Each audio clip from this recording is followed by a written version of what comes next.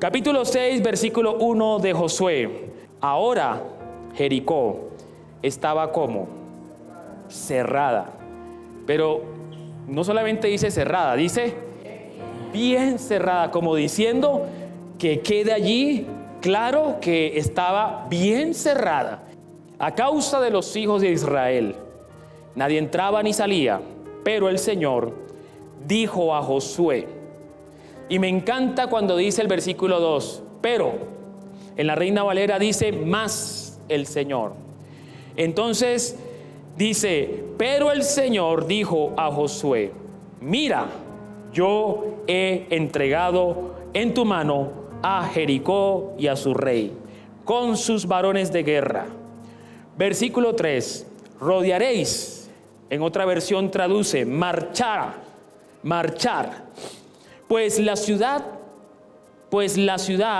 todos los hombres de guerra, yendo alrededor de la ciudad una vez, y esto haréis por ¿cuántos días? Y 7 sacerdotes llevarán 7 bocinas de cuernos de carnero delante del arca, y al 7º día daréis 7 vueltas a la ciudad. Y los sacerdotes tocarán las bocinas, y cuando toquen prolongadamente el cuerno de carnero, así que oigáis el sonido de la bocina, todo el mundo, ¿qué va a hacer? Gritaréis. Cuando toquen prolongadamente el cuerno de carnero y oigáis el sonido de la bocina, todo el pueblo gritará a gran voz, y el muro de la ciudad caerá. Entonces subirá el pueblo, cada uno derecho hacia adelante. Y luego retomamos en el versículo número 27. Estaba pues el Señor con Josué, y su nombre se divulgó por toda la tierra. Esta reflexión, ¿cómo derribar muros? Escuche esto. Siempre que el Señor tiene promesas para nuestras vidas, nos desafía a conquistarlas. Pero la conquista no es fácil. ¿Quién dijo que fuera fácil? Y el domingo pasado tuvimos nuestro primer sermón bilingüe. Recordábamos que en el capítulo anterior, el primer desafío que tuvo que enfrentar el pueblo fue cruzar el río Jordán. El río Jordán es un río que hace parte de la naturaleza, del paisaje, hace parte del relieve, hace parte del territorio. Como por ejemplo, en nuestras vidas hay barreras que son naturales. Las crisis económicas hacen parte del paisaje. En alguna u otro momento a todos nos llega, pero no podemos estancarnos porque hay una crisis, sino que hay que permitir que la presencia de Dios abra ese Jordán para que uno pase en seco. Y también uno podría decir que a veces las enfermedades hacen parte del paisaje de la vida. Y son barreras que están allí y que a veces nos impiden conquistar las promesas, pero cuando permitimos que el Señor actúe, que el Señor tome el control, uno pasa en seco y le da la gloria a Dios. Pero en esta ocasión hay otro tipo de barrera. Y yo no diría que es una barrera, en realidad es una fortaleza. Porque lo que se encontraron en esa primera ciudad fue una ciudad con unas murallas. Y las murallas no son naturales. Las murallas fueron construidas por ellos mismos, por los hombres de Jericó. Eso no era parte del paisaje. Eso originalmente no estaba allí. Dios no lo hizo, lo hicieron los hombres. Y usted sabe que estas ciudades que habitaban estas tierras tenían un culto.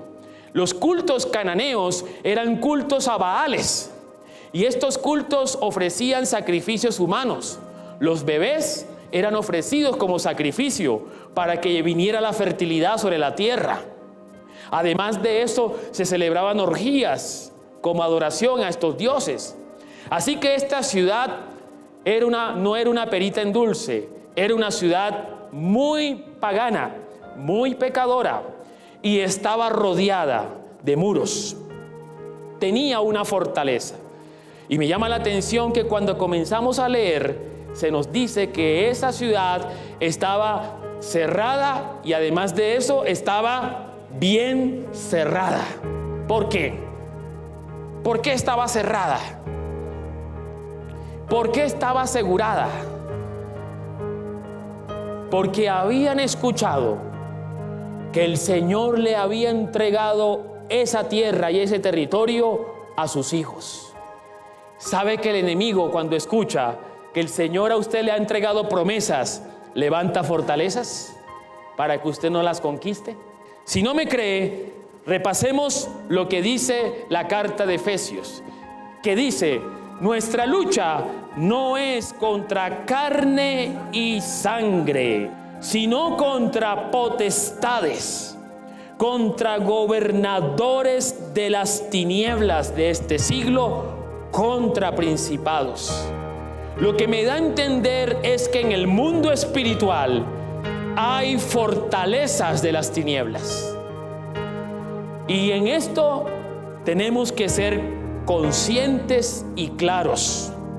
Tenemos que tener claro que no estamos solos en esto, que el Señor está conmigo y ¿quién podrá contra mí? Nadie, porque el Señor vencerá a todos nuestros enemigos y no nos podrán tocar, porque Él es nuestra bandera, Él es nuestro estandarte, Él es el Señor Nisi, el que nos prometió la victoria. ¿Cuántos lo creen?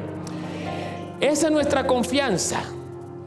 Dicen los arqueólogos que descubrieron algunos restos de las murallas de Jericó a comienzos del siglo XX, que la muralla medía más o menos 2 metros de ancho, y además de eso, dicen los arqueólogos que tenía más o menos 6 a 7 metros de alto, es decir, más alto que esto. Eso era la muralla. Y según los hallazgos que hicieron, la muralla, por lo menos hasta donde lograron descubrir, tenía 800 metros de largo, 2 de ancho, 6 a 7 metros de alto, 800 de largo. Encontraron también una torre que más o menos medía 10 metros de ancho y 8 metros de alto, unas torres de vigilancia, todo construido piedra sobre piedra. Esos hallazgos, según los arqueólogos, nos permiten descubrir que no se trataba de cualquier muralla, de cualquier muro. En esta mañana tal vez tú estás diciendo: Señor, gracias porque me has dado promesas, pero tal vez tus ojos están viendo algunas fortalezas. Fortalezas que no son naturales. Fortalezas que tú sabes que tiene que ver con el mundo espiritual. Fortalezas que tú sabes que tiene que ver con una opresión espiritual que se ha posicionado, que se ha situado sobre las promesas que el Señor te ha dado. Y eso hace que a la vista natural, uno que haga, uno comience a estancarse, uno no avance. Entonces, para las fortalezas espirituales, ¿cómo podemos derribarlas? Con estrategias espirituales. Hebreos capítulo 11, versículo 30 dice lo siguiente: por la fe cayeron los muros de Jericó después de rodearla durante 7 días. La carta de Hebreos nos dice el resumen de la estrategia. ¿Con qué derribaron los muros de Jericó? Con el poder de la fe. Y no se trata de la fe en cualquier cosa. No se trata de tener fe solamente, sino en quién colocamos nuestra fe. Generalmente hay gente que tiene fe en sus propias capacidades. Yo sé que yo soy bueno, yo sé que esto no me va a quedar pequeño, yo sé que esto no me va a quedar grande, porque yo soy echado para adelante. Pero hay algo más que eso. De lo que estamos hablando es de tener fe en aquel que todo lo puede, el Dios de los imposibles. Y eso nos da una clave para interpretar este texto, lo que dice Hebreos. Porque entonces, si decimos que la fe fue la clave para derribar los muros de Jericó, entonces hay que mirar de qué manera se renovó la fe de esta gente. En primer lugar, vemos en el versículo 1 que se nos dice y resalta que las murallas, que Jericó estaba bien protegida por esas murallas. Es decir, eso es una realidad. Es una realidad, como dice la Escritura, que el diablo anda como león rugiente buscando a quien devorar. Eso es una realidad.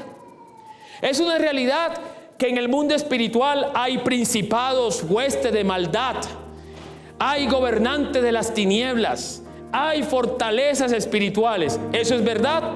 Eso es verdad. Eso está allí.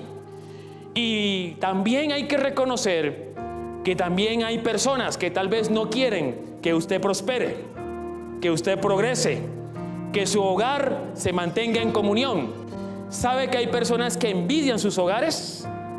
¿Sabe que hay personas que tienen celos de usted? Porque usted es una persona que ama a Dios, porque usted es una persona que es hijo y que es hija de Dios, y porque usted habla siempre bien, porque usted actúa siempre en integridad, y hay gente que no le gusta eso. Entonces imagínese las fortalezas espirituales que deben haber. ¿Cómo es que uno vence esas fortalezas? Con las armas espirituales, con las herramientas espirituales. Y lo primero que vemos en este pasaje es que en el versículo 1 se dice que sí había una fortaleza, pero el versículo 2 dice que aunque hubiera esa fortaleza, el Señor había prometido que esa ciudad iba a ser entregada en las manos de su pueblo, en las manos de Josué.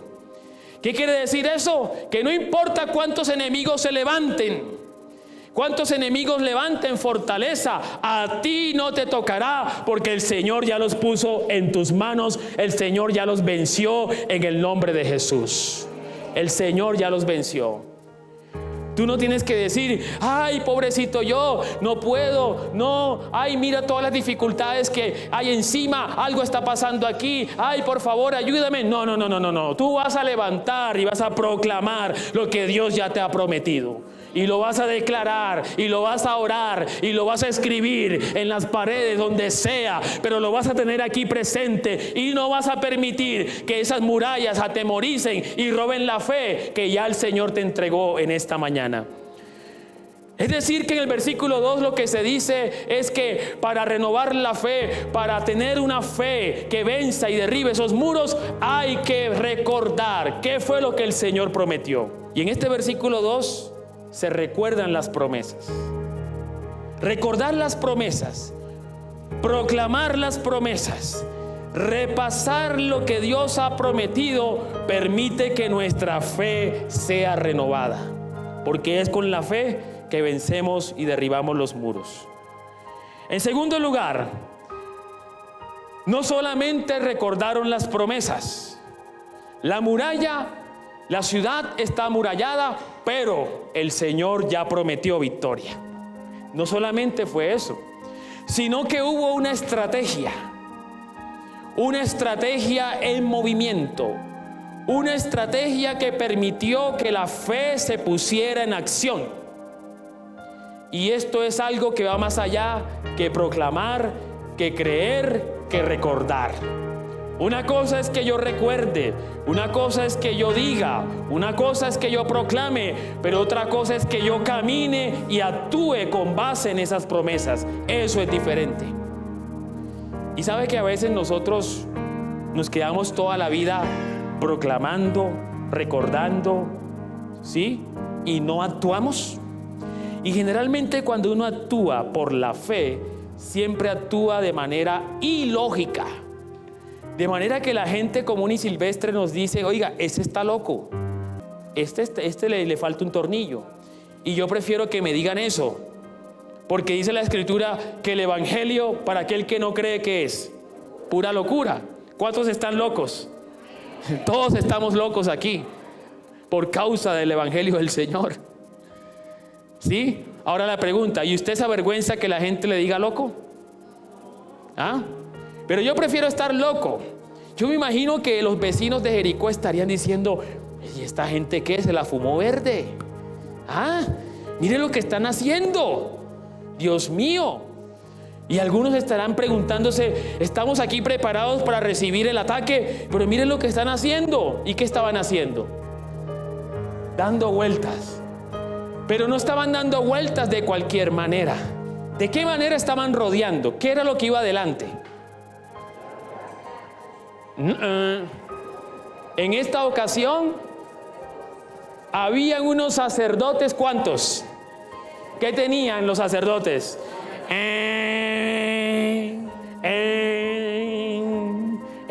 ¿Qué significa eso? Significa alabanza y adoración. Cánticos de alabanza y adoración.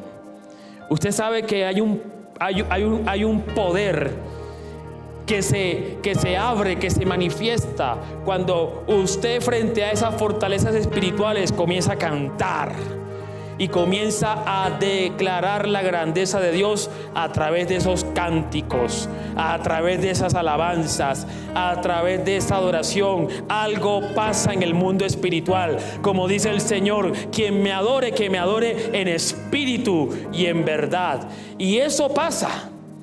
Están marchando y están rodeando el muro, pero hay algo que va adelante. Va un ejército de alabanza y va un ejército de adoración. No tienen fusiles, pero tienen cuernos. Tienen cuernos que proclaman la grandeza de Dios. Yo le pregunto a usted, ¿usted qué música escucha?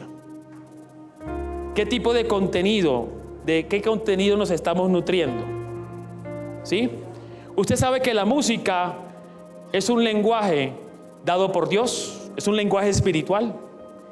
Otra cosa es que la música se haya usado para adorar al diablo, que es diferente. Otra cosa es que la música se haya usado para hacerle culto a la lascivia, para hacerle culto a la depresión, hacerle culto a la tristeza, hacerle culto al sexo irresponsable. Otra cosa es que la música se haya usado para hacer de la mujer un objeto sexual para los hombres y haya denigrado la imagen de Dios en la figura de la mujer. Eso es otra cosa. Pero desde que nosotros vemos en el Antiguo Testamento, la música fue creada para adorar a Dios. Porque hay un poder espiritual allí. Porque en la música hay un contenido. Y ese contenido está ministrando el alma, sea para bien o sea para mal. Y ese contenido está abriendo la presencia de Dios o está levantando la fortaleza del enemigo. La alabanza, los cánticos hacen parte de la estrategia del cielo. No solamente es con espada, es con cánticos, es con alabanza, es con cánticos de alabanza y de adoración que nosotros comenzamos a perturbar cualquier fortaleza que se levante en el mundo espiritual. De la misma manera, después de este ejército o de sacerdotes que llevaban carneros, cuernos de carneros, para tocar, para bocinar la presencia, la grandeza, las promesas de Dios, ¿qué venía después?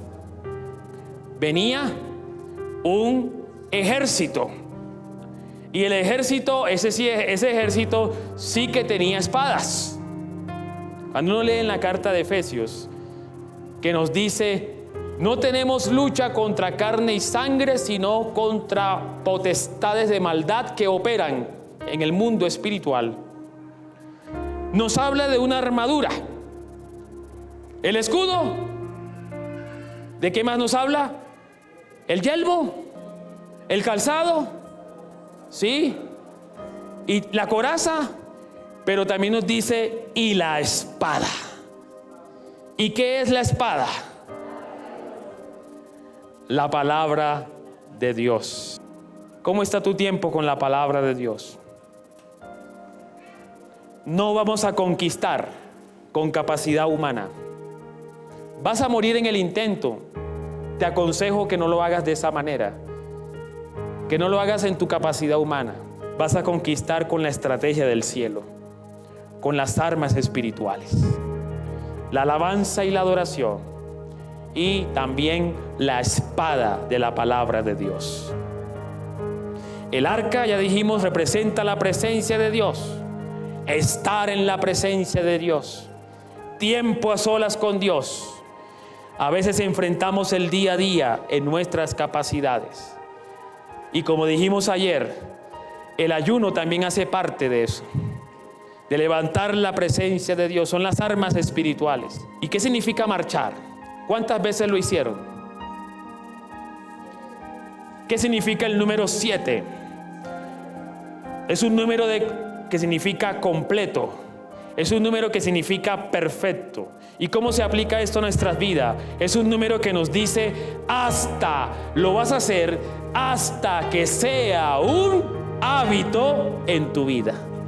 Un hábito, diga conmigo hábito. Hábito en tu vida.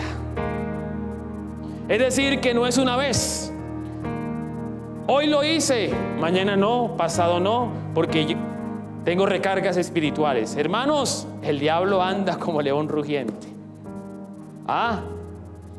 Todos los días, un hábito, una práctica, un estilo de vida. Entonces, mis hermanos, marcharon 7 veces. Y el último día, no solamente marcharon una vez, sino 7 veces. 7 días a la semana marcharon. Y el último día, ese día, marcharon también 7 veces. Significa hábitos, una práctica constante. Significa perseverancia. Significa un estilo de vida. Significa que no es en algún momento que me acuerde, no, es una práctica. Lo que quiere decir es que eso no es una emoción, es una decisión radical. Dicen los expertos que para incorporar un nuevo hábito en la vida de uno se necesitan más o menos 61 días, dicen algunos. ¿Cuántos meses son? Más o menos 2 meses. Algunos hablan de 3 meses. Porque el primer mes usted está luchando con sus emociones. Si usted de pronto dijo, yo sé que estoy ocupado, yo sé que mi día comienza a las 7 de la mañana, pero me voy a levantar 1 hora antes para meterme y levantar la presencia de Dios en mi vida y en mi casa. Resulta que usted pone el despertador a las 6 de la mañana y cuando suena, usted reprende al diablo y apaga ese despertador. De pronto se levanta, ahora sí, uy, ya es tarde, y comienza el afán del día y perdió la batalla en el primer día. Cualquier parecido con la realidad es pura coincidencia. Hermanos, hay que ser esforzados, hay que ser valientes. Por último, esta estrategia divina cierra con algo. Josué dijo, vamos a marchar, y vamos a marchar de esta manera: sacerdotes con cuernos, soldados con espadas y sacerdotes con el arca del pacto. Pero habrá una señal, y cuando usted tenga esa señal, entonces al ataque en el nombre de Jesús. ¿Cuál fue la señal? A ver si alguien dio con el versículo. ¿Cuál fue la señal final de ataque? El grito de victoria. Hay un momento clave, hermanos. Hay un momento clave. Cuando hay que hacer la avanzada, Hay un momento clave donde usted ya no tiene que orar, donde usted no tiene que alabar, donde usted no tiene que adorar, donde usted no tiene que llevar el arca. Lo que usted tiene que hacer en el nombre de Jesús. Tú vienes con espada, con jabalina, pero yo te venceré con el poder del Espíritu Santo. Es cuando usted tiene que avanzar con grito, tiene que avanzar con esfuerzo, con valentía, tiene que avanzar hacia la conquista, porque usted ya hizo lo suyo y sabe que la victoria viene porque viene en el nombre de Jesús. Usted lo sabe. Y son los momentos en los cuales ese grito significa: ¡al ataque, muchachos! ¡Al ataque! Que el Señor ya nos dio la victoria. Y es importante tener en cuenta esto, porque hay un tiempo para adorar, hay un tiempo para orar, hay un tiempo para marchar, pero hay otro tiempo para conquistar lo que el Señor ha prometido. ¿Qué quiere decir eso? Hay que caminar, hay que conquistar a viva voz. Entonces, ¿ustedes qué creen que estaban gritando esta gente? Esta gente estaba lanzando un grito ¿de qué? De victoria en el nombre del Señor.